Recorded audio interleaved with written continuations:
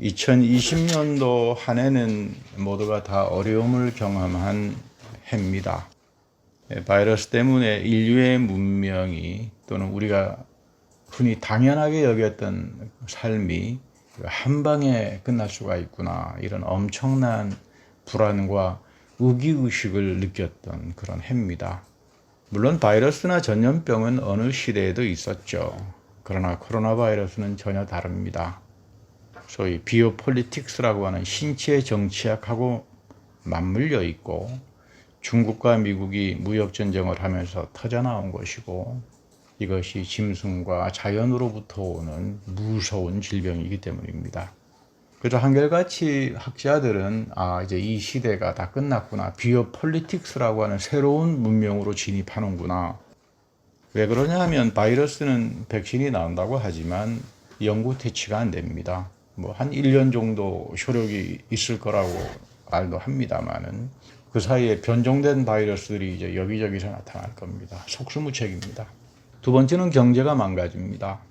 사람의 기본적인 특징은 서로 교류하는 거죠. 서로 살기 위해서 물물을 교환하고 필요한 상품과 생필품을 사용하지 않으면 인간은 살지 못합니다. 사람과 동물이 가장 큰 차이점이라고 하는 것은 물물 교환하는 거죠. 다른 말로 말하면 인간은 시장을 만들고 살지 않으면 살 수 없는 존재예요. 그런데 이 시장의 파괴가 바이러스로부터 옵니다. 시장이라고 하는 건 굉장히 중요합니다. 인간의 문화를 가능하게 해주고, 또 시장에서 서로 교역하면서 속이지 않습니다. 서로 속이면 서로가 불편하고 큰일 나기 때문에 상도덕을 배워나가기 시작합니다. 그리고 나의 삶, 내 생명을 유지하게 해주는 다른 사람들의 생산과 노력을 고맙게 여길 줄 아는 성숙한 존재를 만들어주는 게 시장의 역사입니다. 그러나 이 시장이 탐욕으로 과열되기 시작하고 돈을 지배하는 시스템이 남의 노동 생산물의 가치를 소중하게 여기지 않게 되면 무한경쟁, 무질서가 나타날 수밖에 없죠. 이런 시장 논리가 규제되지 않은 채 그냥 방임이 돼버리면 경제는 인간을 돕는 것이 아니라 완전히 망가뜨립니다. 사람만 망가뜨립니까? 자연까지도 다 망가뜨려버리고 맙니다. 이런 잘못된 경제를 자유방임주의 또는 라사페어 캐피탈리즘이라고 하는 이런 이제 학문적인 용어로 부릅니다. 이것은 영국이 인도를 지배하던 식민지 시절의 매우 천박한 경제 이론이고, 이것을 오늘날 세계의 이론으로, 세계화로 발전시킨 이론이 니오리버럴리즘, 신자유주의 경제라고 합니다. 이거 참 잘못된 이론들입니다. 물론 여러분, 자본주의라고 하는 폼 속에서는 우리 사회복지를 지향하고, 우리 미국도 나름대로의 그 소셜 웰페어가 잘 돼 있잖아요.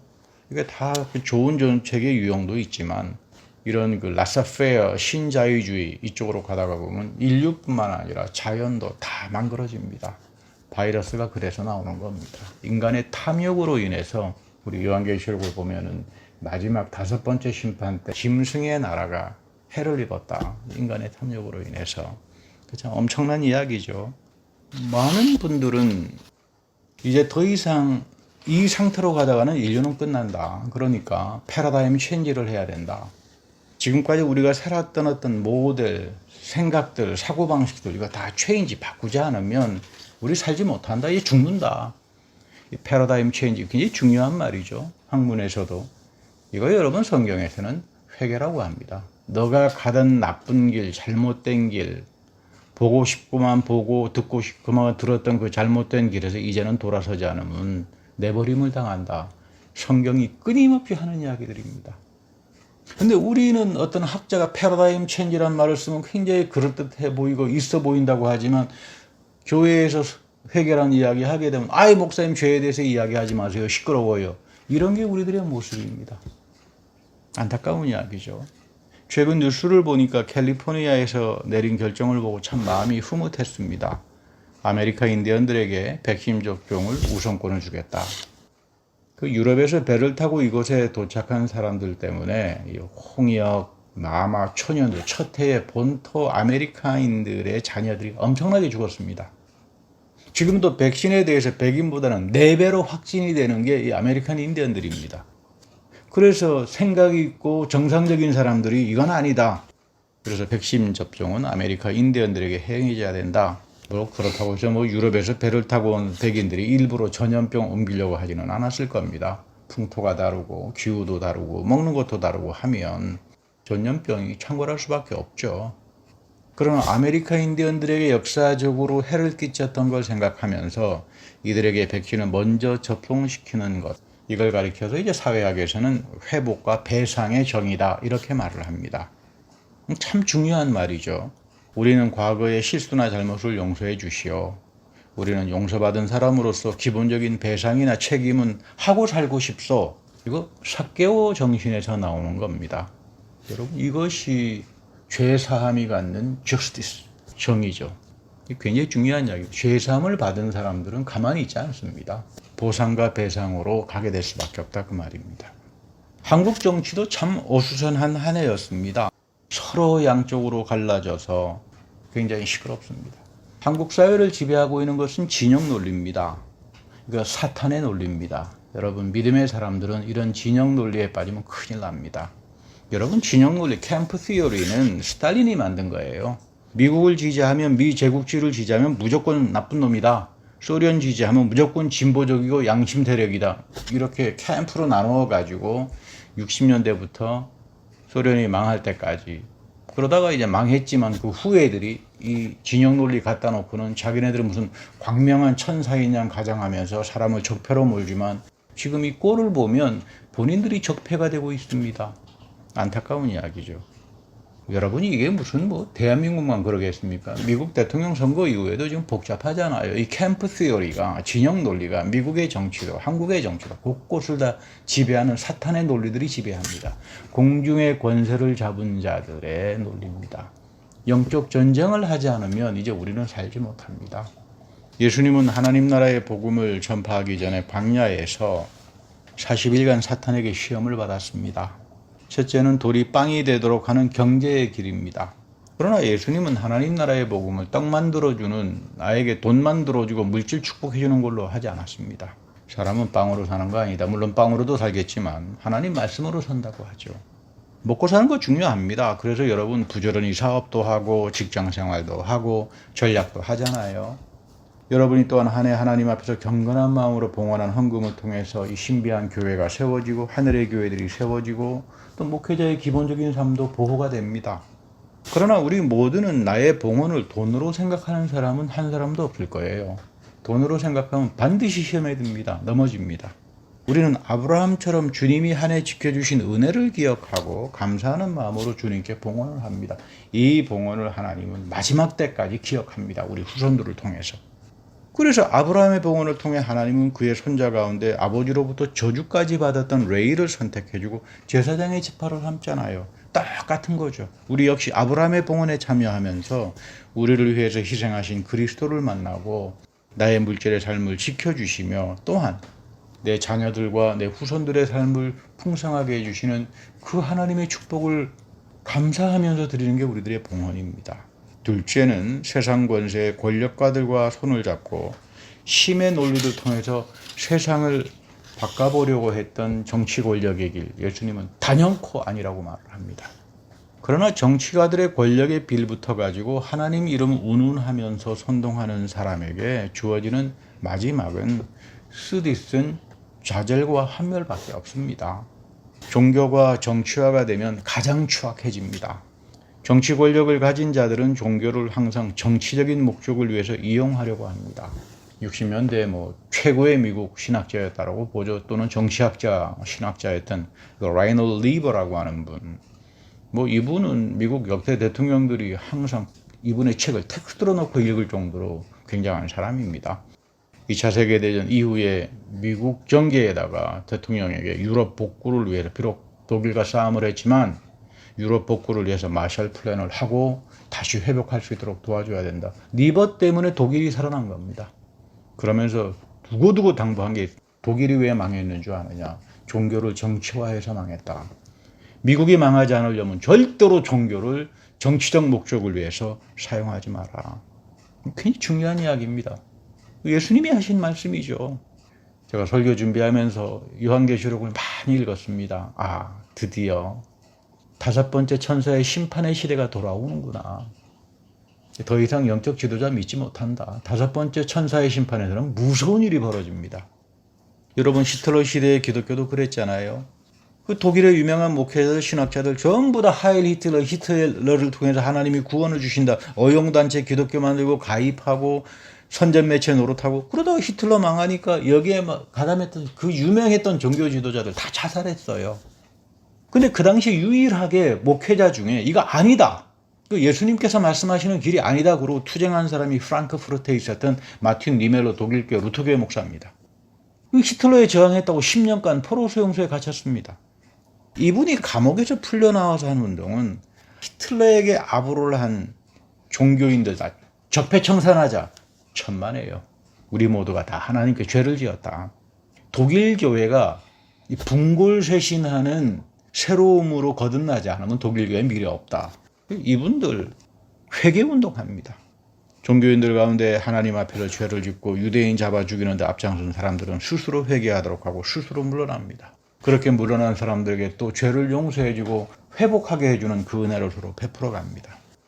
이 정신 때문에, 이 메타노이아의 정신 때문에 결국은 독일 교회가 2차 세계대전 이후에도 하나님 앞에 두들겨 맞지 않고 살아남을 수 있었던 겁니다. 절대 이 진영 논리로 가게 되면 이 진영 논리에는 복음의 화해와 용서와 회복과 배상이 없습니다. 자기와 다르고 마음에 맞지 않으면 탄핵을 해야 되고 적폐로 만들고 마치 자기는 광명한 천사처럼 가장을 한다고 해도 그 무섭게 그 속을 드러내고 중심을 드러내고 심판하시는 분이 하나님입니다. 그래서 성경은 두고두고 정죄하지 마라. 너가 정죄하는 순간, 너가 남을 적폐라고 보는 순간 너가 적폐가 될 거다. 이 이야기입니다. 이게 바로 느메시스 원리죠. 가장 복된 사람이 누굽니까? 여러분들 이 한 해 느메시스 원리를 잘 지키고 살았던 사람들이 있을 겁니다. 정말로 복된 사람들입니다. 정말로 하나님의 넘치는 축복이 같이 할 겁니다. 계시록에서는 사탄의 지배를 받는 자들을 가리켜서 새의 입을 가진 자라고 그러잖아요. 새의 입을 가진 자. 뒤에서 남을 우매하고 거짓으로 정죄하고 못 들으면 그만이다. 하나님이 들으세요. 그리고 반드시 배상합니다. 여러분 이 느메시스 원리를 가지고 사는 사람들에게는 심판과 저주가 비껴갑니다. 세 번째 사탄이 내건 시험은 성전 꼭대기에서 뛰어내려서 천사들의 도움으로 돌에 부딪히지 않고 죽지 않는 길. 다시 말하면 센세이션 방법을 고안해가지고 엔터테인식의 방법을 고안하고 무슨 온갖 비즈니스 방법을 고안해가지고 주술이나 마술이나 군중선동입니다. 당시 마술가들이 이런 짓 가장 잘해가지고 짭짭하게 재미를 잘 봤죠. 그러나 이것은 거짓말입니다. 거짓말은 사탄으로부터 오는 겁니다. 하나님께서 가장 싫어하는 것이 거짓과 마술과 주술이에요. 기복신앙이에요. 그 이유는 간단합니다. 여기에 빠져버리면 하나님을 절대로 인격적인 분으로 만나지 못합니다. 인격적인 하나님은 나를 만날 때, 말씀과 성령을 통해서 만날 때 나의 잘못된 인격, 나의 잘못된 존재 이거 끊임없이 바꿔나가길 원하죠. 하나님의 성품입니다. 그래서 하나님은 나를 하나님의 마음에 합한 자로 만들길 원합니다. 뭐 하나님 마음대로 해보세요. 내가 거기에 끄떡이다 하나. 이러면서 나는 뭐 구원받았다. 지나가던 속아웃을 이야기죠. 우리는 야곱의 삶을 잘 알고 있습니다. 약삭 빠르잖아요. 교활하잖아요. 속이는 데는 뭐 천재적인 사람입니다. 뭐 거짓말에 아주 뭐 대왕이죠. 근데 삼촌 나반에게 속임수를 당했어요. 여러분 뛰는 놈 위에 나는 놈이 있다고 하는데 이거 절대 진리입니다. 삼촌 나반이 한수입니다. 속이는 데는. 야곱 자기 진념이 대단히 강한 사람이었죠. 뭐 자기가 원하고 옳다고 생각하면 물불을 가리지 않습니다. 그런 사나이입니다. 절대로 자기 생각 바꾸지 않습니다. 그래서 완악하고 얼굴이 빤빤한 이스라엘의 원조입니다. 이 사람이. 그런데 하나님이 왜 이런 야곱을 에서보다 더 사랑했을까? 간단합니다. 야곱의 태도 속에 하나님이 긍휼히 여길 만한 것이 있었다 그 말이에요. 그것은 내가 아무리 노력한다고 해서 복을 얻는 것이 아니다. 내 멋대로 뭐 내 소견대로 해가지고 얻을 수 있는 것이 아니다. 하나님이 내 삶을 동행해 주셔야만 내가 복을 받을 수 있다. 영적 태도 하나는 분명히 가지고 살았습니다. 이 에서의 영적 태도는 질적으로 다르죠. 그런데 이 야곱의 문제는 하나님의 복을 자기 방식대로 움켜쥐려고 그러다가 결국은 야복에서 환도뼈가 부러지면서 하나님의 마음에 합한 자로 거듭납니다. 이것이 야곱에게 나타난 임마누엘의 축복이요, 하나님을 인격적으로 만난 사람들의 대표가 됩니다. 우리가 영적 이스라엘이잖아요. 하나님이 여러분들을 볼 때 야곱처럼 봅니다. 그리고 하나님 마음에 합한 자로 매로 치기도 하고 환도뼈를 부러뜨리기도 하고 때로는 다윗처럼 수월에 가둬놓기도 하면서 하나님의 마음에 합한 자로 살아가는 거지. 나 이거 싫어요. 그러면서는 하나님 믿어요. 글쎄요, 하나님 믿는 건지 전 잘 모르겠습니다. 야곱이 하나님의 사람으로 거듭나는 변화의 과정을 가리켜서 인격적인 과정이라고 부릅니다. 하나님은 인격적인 분이다. 그러니까 우리하고 말씀으로 역사하는 겁니다. 그러니까 우리에게 성령으로 역사하는 겁니다. 하나님이 나를 그분의 자녀로 부르시고 복되게 하는 이 과정이 야곱과 다르지 않다 이 말이에요. 나의 방식대로, 나의 소견대로 절대로 되지 않습니다. 물론 야곱에게도 사사기적인 태도가 있었지만 야복에서 환도뼈가 부서지면서 임마누엘의 이스라엘로 거듭나는 겁니다. 이거 여러분 우리가 배워야 되는 영적 이스라엘의 태도죠. 그동안 교회는 경제에 올인했습니다. 사람 수에 올인했습니다. 교회 건축을 확장하고 신도들을 모으고 헌금을 많이 거치고, 그러나 지금 바이러스를 통해서 하나님이 이런 바벨론적인 교회 다 부셔버리고 있습니다. 이거 참 무서운 이야기예요. 그런가 하면 교회는 정치 권력에 아부하고 어용단체가 되기를 애써 희망하고 살아왔던 그래야만 교회가 특권을 누릴 수 있다. 이런 교회 다 무너뜨립니다. 계시록 11장 7절에 보면 아비소스에서 올라오는 짐승이 나타납니다. 저는 참 고민했습니다. 이 5번째 천사의 심판이죠. 이것이 과연 올해부터 시작이 되는가 아닌가 많은 고민하면서 요한계시록을 읽고 또 읽었습니다. 9장 1절에서 이것은 5째 천사가 나팔을 부는데 아비소스를 여는 열쇠를 가진 하늘에서 떨어진 별이 있습니다. 이 별이 5번째 심판이 시작을 알리는 별인데 연기가 아비소스의 구멍에서 올라와요. 공중의 권세를 잡습니다. 사도 바울이 이야기한 공중의 권세를 잡은 자, 온갖 미혹하고 거짓하는 뱀의 음성과 사탄의 음성들이 판을 쳐버릴 거다. 하나님의 복음, 하나님의 진리가 소통 안 될 거다 그 말이죠. 하늘이 연기 때문에 어두워져 버립니다. 하늘의 진리가 악한 영들의 세력의 연기로 의해서 다 가짜 복음, 짝퉁 복음으로 가버립니다. 메뚜기가 출몰합니다. 땅에 퍼지는데 전갈의 권세를 가지고 있어요. 전갈이 고통이 사람들에게 찾아옵니다. 6달 동안 사람을 해하려는 권세를 가는데 여기서 말하는 6달 동안이라고 하는 건 꼭 6달을 말하지는 않습니다. 영원하지는 않을 거다 이 말이에요. 이 바이러스의 공격이 영원하지는 않을 겁니다. 한 6달 갈 겁니다. 이 5번째 아비소스가 열리는 심판에서 짐승들이 해를 입습니다. 짐승들로부터 자연으로부터 바이러스가 출몰하는 시기, 그리고 6개월 갈 겁니다. 영원하진 않지만 3년 반이기 때문에 굉장히 괴로울 겁니다. 11절에서 가리켜서 이들은 아비소스 죽음의 천사들이다 말합니다. 여기서 시작하면서 유브라데스의 강에 매여 있던 4천사가 풀려날 겁니다. 그리고 인류의 3분의 1이 죽는 일이 시작됩니다. 그해, 그달, 그날, 그때에 맞추어 예비된 자들이다. 우리는 인류의 3분의 1이 죽는다라고 하는 게 그건 말 같지도 않은 이야기다라고 생각하고 살았습니다. 바이러스를 경험하면서 천만에요. 이거 어렵습니다. 미국의 군사 전문가가 뉴욕 타임즈에 기고한 글을 읽어보니까 이분이 이런 말을 썼더라고요. 3차 세계대전이 시작이 됐는데 바이러스와의 전쟁이다. 벌써 미군 군인 20만 명이 죽었다. 그 이상이 확진을 당했다. 이거 지금 3차 세계대전 우리가 이거 이길 수 있는 전쟁이 아니다. 이거 어떻게 하면 좋으냐. 이 한탄하는 그런 글을 제가 보았습니다. 죽음의 천사들이 건의된 기마대의 숫자가 2억입니다. 이 2억이 뭡니까? 막강하다 이 말이에요. 심판하고 재앙하고 죽음으로 가져가는 이 심판이 너무나 막강합니다. 2억의 부대를 가지고 막강하게 힘을 행사하는데 불과 연기와 유황 이걸로 죽을 거다. 여기서 말하는 연기는 사상의 미혹입니다. 다 짝퉁 복음 찾아가서 하늘에서 내려온 천사도 잘못된 복음 전하면 저주를 받을 거다라고 하는 그 바울의 그 예언이 지금 이 시대에서부터 나타나기 시작하는 겁니다.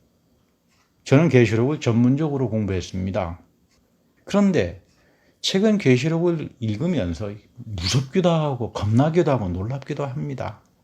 아비소스가 열린 5번째 심판이 시작되는구나 우리가. 패러다임 체인지라고 하는 말이 우리 성경적으로 표현하면 에온이 바뀐다. 시대가 바뀌는구나. 짐승의 나라가 해를 입으면서 바이러스를 통한 공격이 시작될 것이고 결국 이것이 인류의 3분의 1이 죽어 넘어가 버리는 아마게돈으로 가는구나. 두 번째, 이 바이러스 이후에 나타나는 큰 심판이 바벨론이 무너집니다. 음행과 우상숭배와 하나님을 거역했던 사람들, 이 바이러스 시대에도 끝까지 회개 안 합니다. 소돔과 고모라와 같은 삶을 조종하면서 대도시 바벨론들, 약소국가들에게 동성애와 동성결혼으로 물들이게 한 이 비오폴리스를 가지고 살아가게 하는 이 세계의 왕들이 심판당합니다. 바벨론이 앞으로 장차 어떻게 무너질지는 참으로 겁도 나는 이야기고, 바벨론이 하나의 국가가 아니라 이 세계 신체 비오폴리틱스를 가지고 세계를 완전히 소돔과 고모라 땅으로 만들어가는 이 자들에 대한 하나님의 무서운 심판이 어떻게 나는지 저는 상상하기에 겁이 날 정도입니다. 교회는 더 이상 이 바벨론의 길에서부터, 이 바벨론의 문화의 세속주의 문화에 도취된 데서부터 빠져나오지 않으면 여러분이나 저도 살아남지 못합니다. 남은 자로 살아야 합니다. 저를 놀라게 하는 것은 9장 20절의 말씀입니다. 이런 재앙으로 인해 살아남은 사람들이 회개하지 않았다. 거꾸로 마음이 더 강팍해져서 귀신들에게 우상들에게 가서 절하고 그치지 않았다. 사사기적인 태도가 그대로 출몰합니다. 결국 이들은 마지막 3분의 1의 전쟁에서 다 멸망당할 겁니다. 왜 이들이 살아남았을까요? 하나님의 은혜로 살아남은 자들이죠. 하나님께서 환난의 시대에 명령하는 게 있습니다. 하나님의 인을 친 이마에 도장을 맞은 사람들은 절대로 건들지 못한다. 근데 이 자들이 살아났지만 여전히 마지막 때의 미혹으로 끝납니다. 아비소스로부터 시작되는 심판의 시기가 시작되었습니다. 이걸 학자들은 패러다임 체인지요. 성경은 에온이 바뀌었다. 이제 바벨론이 어떻게 멸망하는지 우리 눈앞에 나타날 겁니다. 그리고 궁극에 가서 아마게돈 전쟁으로 흘러갈 겁니다. 그러나 중요한 것은 계시록의 예언은 운명론이 아닙니다. 남은 자들, 14만 4천들, 불림을 받은 사람들, 새 언약의 복음에서 빗나가지 마라. 이 경고의 음성을 들어야 됩니다. 이들을 통해서 하나님이 새로운 구원을 주신다. 그리고 예수님도 그러잖아요. 마지막 때 끝까지 새 언약의 복음을 전해라.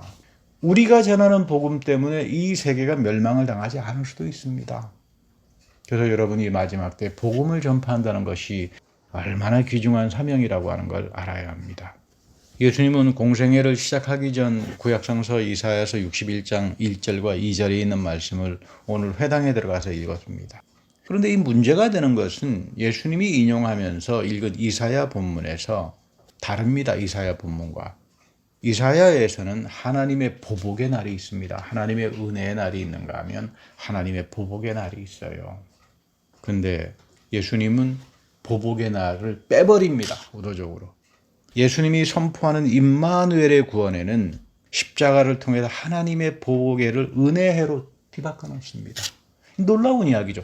남겨놓은 자들을 통해서 은혜를 베풀어서 이들로 하여금 아마겟돈을 맞게 하고 이들로 하여금 바벨론의 멸망을 막게 하는 사명을 준다는 이야기예요. 여러분들이 바로 남은 자라면 이 복음 전파의 사명에 가서 임마누엘의 마지막 때의 구원을, 이 영원한 복음을 전하는 이 소명을 소중하게 생각해야 합니다. 마지막 재앙의 시대에 그리스도의 죄사함의 은총에서 떠나지 마라. 이것만이 구원이다. 구원은 심판과 재앙의 날에 여러분 생명을 건지는 거잖아요. 바이러스가 출몰하는데 내가 생명의 지장이 없다. 여러분 이게 구원입니다. 이것은 오직 예수 그리스도의 은혜를 붙들고 그분의 말씀과 성만찬과 그 예배에 올인하는 사람들에게 주어진 하나님의 약속입니다. 그러니까 여러분 죽고 천당 가는 게 절대로 구원이 아니라는 걸 아셔야 돼요. 내가 여기 서는 죄사함의 구원과 생명을 건지는 자들이 장차 죽어서도 몸의 부활인 영원한 생명으로 가는 겁니다. 여러분 착각하지 말아야 합니다. 상대방을 적폐로 몰고 마음대로 원수 갚는 일 해서는 안 됩니다. 남은 자들은 절대로 이런 짓 안 합니다. 여러분 원수를 갚으면 나도 죽어요. 우리 문화는 뭐 한마는 문화라 그래가지고요. 그런지 마치 원수 갚으면 뭐 정의로운 사람이라고 생각하는데, 뭐 통쾌하다고 생각하는데 그렇지 않아요. 과학자들은 사람이 분노하면요, 그 호흡 속에 독소가 있어서 결국 용서하지 못하면 내가 죽습니다. 하나님께서 인간의 몸을 그렇게 만들어 놨어요. 십자가 앞에서 하나님의 용서를 체험해 본 사람은 절대로 원수 갚지 않습니다. 내가 하나님의 철천지 원수로 살다가 하나님으로부터 갚을 수 없는 탕감의 빚을 받고 이 마지막 때 새 언약과 영원한 복음을 얻어서 구원을 얻었는데 나를 기분 상하게 한다고 그러고 무시한다고 그러고 속이는 사람을 보면서 이를 갈아야 하는 이유는 없습니다. 저 인간을 생각할 때마다 나는 마음이 상해. 저 인간을 묵상할 때마다 나는 죽어갑니다. 오늘 나의 문제는 빵을 넣는 경제의 문제도 아니고 권력 있는 사람에게 구걸해서 권력을 구하는 정치의 문제도 아니고 그런가 하면 화려한 종교적인 센세이션을 일으켜 사람들을 불러놓은 대형 교회적인 부흥에서 찾아지지 않습니다. 여러분 요한계시록에 유명한 연 하나 있잖아요. 이 5번째 천사 지나면서 교회 없어집니다. 내가 보니 교회가 없더라. 예수 그리스도가 교회가 됩니다. 우리 사도 바울 선생이 그러잖아요. 그리스도의 머리. 그리스도의 머리에 여러분들이 성전으로 접붙이면서 바디가 됩니다. 건물로서의 교회 사라지기 시작할 겁니다. 앞으로 보십시오. 왜 그럴까? 예수님도 아니라고 하기 때문입니다. 복음의 첫 페이지는 임마누엘 하나님이 우리와 함께 하신다는 데서부터 시작합니다. 나는 안식의 예배를 통해서 항상 하나님으로부터 죄의 용서와 보상과 배상의 은혜를 가지고 살아간다. 이 복음이 나의 마음을 기쁘게 하고 나를 행복하게 해주는 사람, 이 복음으로 인하여 신비를 느끼고 기쁨을 느끼는 사람, 이런 사람을 가리켜서 우리는 기독교인이요 성령의 첫 열매로 살아가는 사람이다라고 말을 합니다. 나는 갚을 수 없는 사랑과 용서를 하나님으로부터 받았습니다. 하나님이 나를 위해서 희생했습니다. 하나님이 나를 위해서 희생했는데 내가 바이러스에게 희생당할 이유가 없습니다. 설령 희생당한들 나는 영원한 몸을 입고 영원한 생명을 살아갈 겁니다. 바울처럼. 이것이 임마누엘의 신비죠. 그래서 나에게 섭섭함이나 원망함이 없습니다. 그렇다고 해서 자기 자랑도 없습니다. 오히려 나에게 해롭게 하고 마음에 상처 준 사람을 용서 못하고 사는 내 자신의 옹졸함과 쪼졸함과 속조금, 이것 때문에 마음이 더 아프지. 남을 적폐로 몰고 남을 정죄로 몰고 뒤에서 새와 같은 입을 가지고 음해를 하는, 그래서 결국은 하나님 앞에 심판을 당하는 이 마지막 때에 이런 자리의 길로, 바벨론의 길로 여러분이나 나나 가서는 안 됩니다. 복음서를 읽어보면 예수 그리스도를 가리키는 이름이 둘 있습니다. 하나는 예수입니다. 예수와 이름이 구원이란 말이죠. 나는 이 예수로 인해서 하나님으로부터 죄사함과 용서, 그래서 나는 의로운 자가 되었다. 의로운 자 한 사람만 있어도 이 재앙과 바이러스 시대의 하나님은 구원을 하는 하나님입니다. 그리고 임마누엘입니다. 예수 안에서 비로소 우리는 나와 함께 하시는 하나님, 나를 용서하시고 나에게 생명을 주시고 나를 구원의 축복으로 인도해 주시는 하나님의 이 넘치는 긍휼을 만납니다. 이 예수 임마누엘의 이름 안에서 우리는 한 해 동안 좌절도 있었고 고민도 있었고 아픔도 있었고 불평도 있었지만 이겨낼 수 있었고 주님이 주시는 위로와 평강을 만나기도 했습니다. 예수 그리스도의 새 언약의 복음을 붙들고 사는 것만이 5번째 아비소스의 심판과 바벨론의 멸망, 그리고 아마겟돈에서 이어지는 이 무서운 새로운 에온, 이 비오폴리틱스의 새로운 이 무서운 문명 시대에 우리가 살아남을 수 있는 유일한 길입니다. 새해에도 어렵고 고통스러운 시간들이 주어질 겁니다. 그러나 예수 그리스도의 이름과 하늘의 예배를 사모하면서 사시는 여러분들이 되기를 축복합니다. 다 같이 기도하겠습니다. 하나님, 우리의 어리석음을 불쌍히 여겨주시고 영적으로 혼란스럽고 모두가 사람들이 죽어나가며 그러나 사람들이 회개를 하는 것이 아니라 점점 더 완악해지고 더 고집스러워지고 그래서 무서운 심판의 자리에 떨어져 버리는 이런 시대로 우리가 진입이 됐고 장차 바이러스와 바벨론의 무너짐과 아마겟돈으로 이루어지는 3분의 1이 죽어나가는 이 엄청난 문명의 시대에 주님께서 이 백성들을 남은 자로 불러주셨고 죄의 용서를 통하여 의로운 자로 이들의 이마에 인을 쳐주셨사오니 이들에게 이 마지막의 구원을 위하여 복음을 전하며 살아가는 주님의 아름답고 귀한 백성들이 다 되게 하옵소서. 우리 구주 예수 그리스도의 이름으로 감사하며 기도드립니다. 아멘.